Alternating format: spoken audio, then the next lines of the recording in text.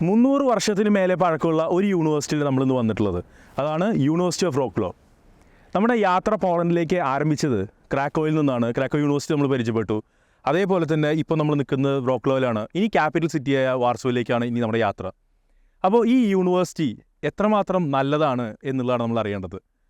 ഈ യൂണിവേഴ്സിറ്റിയിൽ പഠിച്ച ഒരു 10 വർഷങ്ങൾക്ക് മുന്നേ പഠിച്ചിട്ടുള്ള ഒരു സ്റ്റുഡൻറ്റിനെ നമ്മൾ പരിചയപ്പെടുകയുണ്ടായി.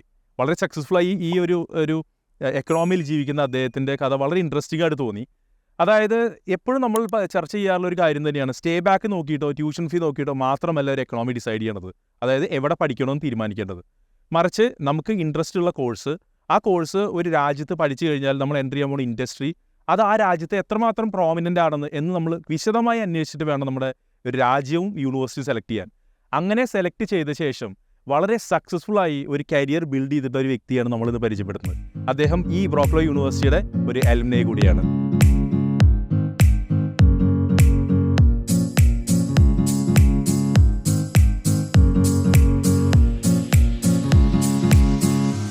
നമുക്കറിയാവുന്ന ഒരു കാര്യമാണ് ഓട്ടോമൊബൈൽ ഇൻഡസ്ട്രി എന്ന് യൂറോപ്പിലെ ഒട്ടുമിക്ക രാജ്യങ്ങളിൽ താങ്ങി നിർത്തുന്ന ഒരു ഇൻഡസ്ട്രിയാണ്. അതിൽ തന്നെ ജർമ്മനി എന്ന് പറയുന്നത് എനിക്ക് തോന്നുന്നത് ഓട്ടോമൊബൈൽ ഈ ഒരു ഇൻഡസ്ട്രിയോടോ അല്ലെങ്കിൽ അതിൽ വർക്ക് ചെയ്യാൻ താല്പര്യപ്പെടുന്ന ആൾക്കാരൊക്കെ തന്നെ ആദ്യം ചിന്തിക്കുന്ന എക്കണോമി എന്ന് പറയുന്നത് ജർമ്മനിയാണ്. എന്നാൽ 10 വർഷങ്ങൾക്ക് മുന്നേ ആ എല്ലാവരും പോകുന്ന എക്കണോമി അല്ലാതെ മറ്റൊരു എക്കണോമി കൂടെ ഉണ്ട്, അല്ലെങ്കിൽ മറ്റനേക എക്കണോമീസ് ഉണ്ടെന്നും അത് മനസ്സിലാക്കിക്കൊണ്ട് അതിൽ ഒരു എക്കണോമി, പോളണ്ട് എന്നുള്ള ഒരു എക്കണോമി തിരഞ്ഞെടുത്ത് അവിടെ പഠിക്കാൻ വന്ന് സക്സസ്ഫുള്ളായിട്ട് ഓട്ടോമൊബൈൽ ഇൻഡസ്ട്രിയിൽ ഇന്ന് ജോലി ചെയ്യുന്ന ഒരു വ്യക്തിയാണ് നമ്മൾ പരിചയപ്പെടുന്നത്. അദ്ദേഹത്തിൻ്റെ പേരാണ് Nikhil. So welcome Nikhil show. Hi. So എല്ലാവരുടെയും ഇപ്പം ഞാൻ പറഞ്ഞ പോലെ എല്ലാവരും ജർമ്മനി നോക്കിയിട്ടുള്ളൊരു ഓട്ടത്തിലാണ്. അന്നും അത് ഇന്നും അതെ. അന്നത്തെ കാലത്ത് ഇത്രയും ഇൻഫർമേഷൻ അവൈലബിൾ അല്ല. ആ നേരത്ത് ഇങ്ങനത്തെ ഒരു എക്കണോമിയിൽ എത്തിപ്പെടാൻ തീരുമാനിച്ചതിൻ്റെ പിന്നിൽ എന്തായിരുന്നു അതിൻ്റെ ഒരു ബാക്ക്ഗ്രൗണ്ട്? ഞാൻ 2010 എൻ്റെ മെക്കാനിക്കൽ എഞ്ചിനീയറിംഗ് ഇന്ത്യയിൽ നിന്ന് കേരളത്തിൽ നമ്മൾ പാസ് ഔട്ടായിട്ട് നിൽക്കുന്ന സമയത്ത് ഞാൻ അന്ന് ഈ യൂറോപ്യൻ കൺട്രീസിൻ്റെ ഈ മാർക്കറ്റും കാര്യങ്ങളും റിസർച്ച് ചെയ്യാൻ തുടങ്ങി. എന്നിട്ട് 2013 ഞാൻ ഇവിടെ വരുന്നത് പഠിക്കാനായിട്ട്. എക്സാക്ട് 2013 ഫെബ്രുവരിയിൽ. ഞാൻ പോളണ്ട് എന്തുകൊണ്ട് ചൂസ് ചെയ്തു എന്ന് പറഞ്ഞിട്ടുണ്ടെങ്കിൽ, ഞാൻ ഭയങ്കര ഒരു സബ്ജക്റ്റ് സ്പെസിഫിക് ആയിട്ടായിരുന്നു ഞാൻ എൻ്റെ കോഴ്സ് സെലക്ട് ചെയ്യാൻ നോക്കിയിരുന്നത്. അപ്പോൾ അന്ന് അവൈലബിൾ ആയിട്ടുള്ള വേറെ കൺട്രീസിലുള്ള ഓട്ടോമോട്ടീവ് സബ്ജക്റ്റിൽ നോക്കുമ്പോൾ എനിക്ക് വേണ്ട സബ്ജക്റ്റ് കിട്ടിയത് ഇവിടെയായിരുന്നു. അത് ഒരു റീസൺ ആയിരുന്നു. ഒരു സബ്ജക്ട് സ്പെസിഫിക് ആയിട്ടാണ് ശരിക്കും അത്രയും പെർട്ടിക്കുലർ ആയിരുന്നു സബ്ജക്റ്റ് നടത്തും. യെസ്. അന്ന് എനിക്ക് വെഹിക്കിൾ ഇൻ്റഗ്രേഷൻ്റെ കുറച്ച് ഡീപ്പായിട്ടുള്ള കാര്യങ്ങൾ അറിയാനും, പിന്നെ അതുമാത്രമല്ല ഞാൻ അന്ന് യൂണിവേഴ്സിറ്റിയുടെ വെബ്സൈറ്റിലും ഡീറ്റെയിൽസും ഒക്കെ നോക്കുന്ന സമയത്ത് ഇവിടെ ഫോർമുല 1ൻ്റെ ടീം ഉണ്ടായിരുന്നു. അവിടുത്തെ ആളായിട്ട് കോണ്ടാക്ട് ചെയ്തു. എന്നിട്ട് എനിക്ക് ഇൻട്രസ്റ്റിംഗ് ആയിട്ടുള്ള കാര്യങ്ങളെല്ലാം മാച്ചിങ് ആയിരുന്നു ഈ യൂണിവേഴ്സിറ്റിയിൽ. അങ്ങനെയാണ് ഞാൻ ഇവിടെ വന്നത്. അത്രയും കാര്യങ്ങളന്ന് തിരഞ്ഞെടുത്തിട്ടുണ്ടായിരുന്നു അർത്ഥല്ലേ? യെസ്. ഞാനായിട്ടായിരുന്നു ചെയ്തിരുന്നത് അന്ന് സെലക്ട് ചെയ്യാനും ബാക്കി ചെയ്യാനും. ബിക്കോസ് അന്ന് ഇത്രമാത്രം കൺസൾട്ടൻറ്റോ അല്ലെങ്കിൽ ഒരു പോളണ്ടിനെ സപ്പോർട്ടീവ് അല്ലെങ്കിൽ ഇൻഫർമേഷൻ തരാനുള്ള ഒരു കൺസൾട്ടൻസി അന്ന് ഉണ്ടായിരുന്നില്ല. എപ്പോഴും ട്രെൻഡാണല്ലോ കൺസൾട്ടൻസ് ആണെങ്കിലും ഫോളോ ചെയ്യുന്നത്, അല്ലെങ്കിൽ ആക്ച്വൽ ഇൻഫർമേഷൻ അവിടെ നിർബന്ധമില്ലല്ലോ. ഇല്ല. അന്നും നമുക്ക് മിസ്ഗൈഡ് ചെയ്ത് തരാനും ചില സമയത്ത് മിസ്ഗൈഡ് ആവാനും ചില സമയത്ത് കൺസൾട്ടൻസ് ത്രൂ ആവേക്കാം. പക്ഷേ ഞാൻ ആ സമയത്ത് എനിക്ക് വളരെ സ്പെസിഫിക് ആയിരുന്നു ഈ സബ്ജക്റ്റിന് മുകളിൽ നടത്തുക അല്ലേ? യെസ്. അന്ന് എനിക്ക് വേണ്ട സബ്ജക്റ്റും എനിക്ക് വേണ്ട ഡീറ്റെയിൽസും അന്ന് ഞാൻ എക്സ്പ്ലോർ ചെയ്യാൻ നോക്കി. ഞാൻ ഇവിടെ കോണ്ടാക്റ്റ് ചെയ്തിരുന്നു. ഇന്നിപ്പോൾ ഒരുപാട് മീഡിയാസ് ഉണ്ട് ഇത് ചെയ്യാനായിട്ട്. Example, you came here, you wanted to know exactly what is a true story and you are just giving everybody what is there. അപ്പോൾ നിങ്ങളുടെ ഒരു ഇനീഷ്യേറ്റീവ് നല്ലതായിട്ട് എനിക്ക് പോസിറ്റീവായിട്ട് തോന്നുന്നു. എന്നെപ്പോലെയുള്ളൊരു ഒരുപാട് സ്റ്റുഡൻസ് കേരളത്തിൽ ഉണ്ടെന്ന് ഞാൻ വിശ്വസിക്കുന്നു. അവർക്കതൊരു ഇൻഫർമേഷൻ അല്ലെങ്കിൽ ഒരു ലൈറ്റ് ഓഫ് ഇൻഫർമേഷൻ ആയിക്കോട്ടെ എന്ന് വിശ്വസിക്കുന്നു. ഇവിടെ ബാക്കിയുള്ള ഏതെല്ലാം ഇപ്പോൾ ഒരു മാർക്കറ്റ് എന്ന് പറയുമ്പോൾ ഡെഫിനറ്റ്ലി ഓട്ടോമൊബൈൽ ഇൻഡസ്ട്രി എല്ലാവർക്കും അറിയാം. ഇന്നെല്ലാവർക്കും അറിയാം ഓട്ടോമൊബൈൽ ഇൻഡസ്ട്രി വളരെ കോമൺ ആണ്, അല്ലെങ്കിൽ ജോലി സാധ്യത ഉണ്ടെന്നുള്ളത്. മറ്റ് ഇൻഡസ്ട്രീസ് എന്തെങ്കിലും എനിക്ക് സജസ്റ്റ് ചെയ്യുന്നുണ്ടോ? ഒബ്വിയസ്ലി IT സെക്ടർ ഇൻഫാക്ട് ഇവിടെ ഓൾമോസ്റ്റ് എല്ലാ യൂറോപ്യൻ കൺട്രീസിലും നല്ലതാണ്, ഡിമാൻഡിങ്ങാണ്. എസ്പെഷ്യലി ഇപ്പോൾ ഈസ്റ്റേൺ യൂറോപ്പിലേക്ക് it's A developing market almost എല്ലാ കൺട്രികളും. എസ്പെഷ്യലി അതിൽ ലീഡിംഗ് ആണ് പോളണ്ട്. ഇപ്പോൾ നമ്മൾ യൂറോപ്യൻ യൂണിയനിലെ ഏറ്റവും ഹയസ്റ്റ് ഗ്രോത്ത് ഉള്ള ഒരു എക്കോണമിയാണ് പോളണ്ട്. ഇപ്പോൾ നമ്മളൊരു 2016 ഓൺവേർഡ്സ് നോക്കി കഴിഞ്ഞിട്ടുണ്ടെങ്കിൽ പോളണ്ടാണ് ഉള്ളതിൽ ഏറ്റവും ടോപ്പ്. ബട്ട് അത് ഇപ്പോഴും ഡെവലപ്പിംഗ് ആ comparing to western countries like Germany. പക്ഷെ അത് ഒരു നെക്സ്റ്റ് 20 ഇയേഴ്സിൽ അത് മാറും.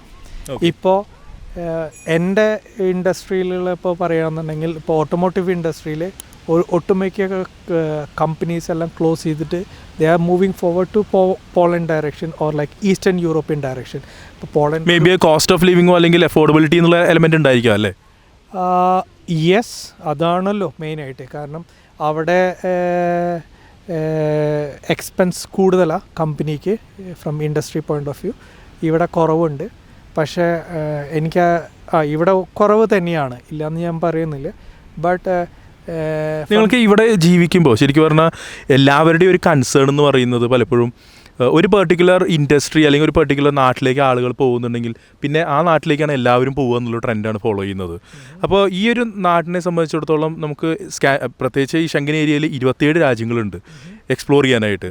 എല്ലാവരും ലാംഗ്വേജ് ബാരിയർ അല്ലെങ്കിൽ അങ്ങനത്തെ ഇഷ്യൂസൊക്കെ പലപ്പോഴും പറയുന്നുണ്ട്. അപ്പോൾ ഈ ഒരു മാർക്കറ്റിൽ അത്രയും വലിയൊരു ഇഷ്യൂ ആണ് അല്ലെങ്കിൽ ആയിരുന്നു ലാംഗ്വേജ് ബാരിയർ എങ്കിൽ ഒരിക്കലും എനിക്ക് വേണമെങ്കിൽ 10 വർഷം ഇവിടെ സർവൈവ് ചെയ്യുമെന്ന് എനിക്ക് തോന്നിയിരുന്നില്ല. എന്താണ് എൻ്റെ അഭിപ്രായം? ലാംഗ്വേജ് ഒരു ബാരിയറാണ്. ബട്ട് നമ്മളിപ്പോൾ ഇവിടെ വരുന്ന സമയത്ത് ഇവിടുത്തെ ആൾക്കാർ ഒരുപാട് ഫ്രണ്ട്ലിയാണ്. ഇപ്പോൾ ഫോർ എക്സാമ്പിൾ ഇപ്പം ഞാനൊരു ഷോപ്പിൽ പോയി അല്ലെങ്കിൽ ഞാനൊരു സ്ഥലത്ത് പോയി, ചില ആൾക്കാർക്ക് അവർക്ക് നമുക്ക് മെസ്സേജ് കൺവേ ചെയ്യാനായിട്ട് അവർക്ക് ബുദ്ധിമുട്ടാണ്. But in terms of language okay they don't know English. അപ്പോൾ അവർക്ക് ഇംഗ്ലീഷിൽ സംസാരിക്കാൻ അറിയില്ല. പക്ഷെ അവരെ ഫുൾ എഫേർട്ട് എടുത്തിട്ട് നമുക്ക് എന്താണ് നോക്കുന്നത് അത് അവർ നമുക്ക് ഹെൽപ്പ് ചെയ്ത് തരും.